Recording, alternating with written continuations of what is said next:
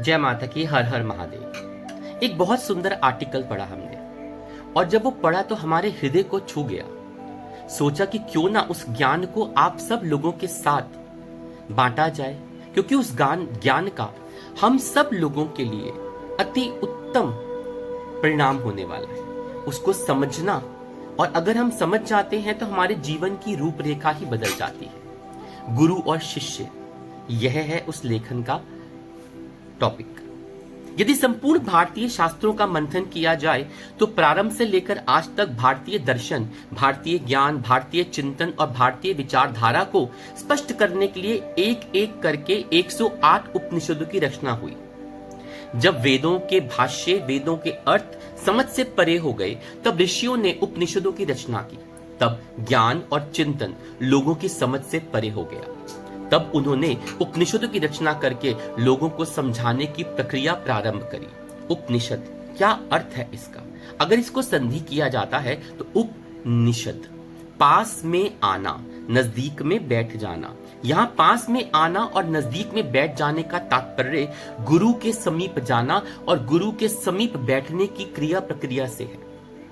जो व्यक्ति गुरु के समीप बैठता है, जो गुरु से कुछ सीखता है, जो गुरु का चिंतन करता है और अपनी जिज्ञासाओं का समाधान करता है, अपने मन की जटिल ग्रंथियों को खोलने का प्रयास करता है, ऐसी क्रिया करने वाले को उपनिषद कहते हैं।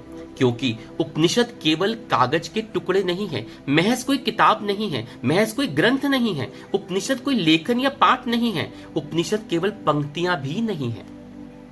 उस समय जब ये लिखा जा रहे थे, शिष्य अपने जीवन का मूल ध्येय, मर्म यह समझता था कि मेरे जीवन में पूर्णता तभी प्राप्त हो सकती है जब मैं गुरु के पास जाऊंगा, योग्य गुरु के पास बैठूंगा और उनसे शिक्षा और ज्ञान प्राप्त करूंगा, अपने अहम को मिटाकर, अपने आप को मिटाकर। मगर उपनिषद का एक और तात्पर्य है, गुरु के पास बैठना ही उपनिषद नहीं होता। उपनिषद का अर्थ है नजदीक जाना। हम प्रयत्न करें कि गुरु की भावनाओं के अनुरूप बने, उनके भावनाओं के अनुरूप अपने आप को ढाल लें। हम प्रयत्न करें कि गुरु के चरणों में विसर्जित होकर गुरु के और से और नजदीक जाएं। इतना ही नजदीक चले जाएं कि गुरु के हृदय में एकाकार हो जाएं। हमारे में और गुरु में किसी प्रकार का कोई अंतर नहीं रहना चाहिए। इसको उपनिषद कहते हैं। हमारे और गुरु में कोई भेद ना रहे। उनकी विचारधारा और हमारी विचारधारा, उनकी भावभूमि और हमारी भावभूमि, उनका चिंतन हमारा चिंतन, सब एक हो जाए।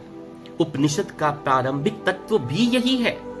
तत्वम प्राणम मम प्राणम, तत्वम देहम मम देहम, तत्वम ज्ञानम मम ज्ञानम, तत्वम चिंतम मम चिंतम।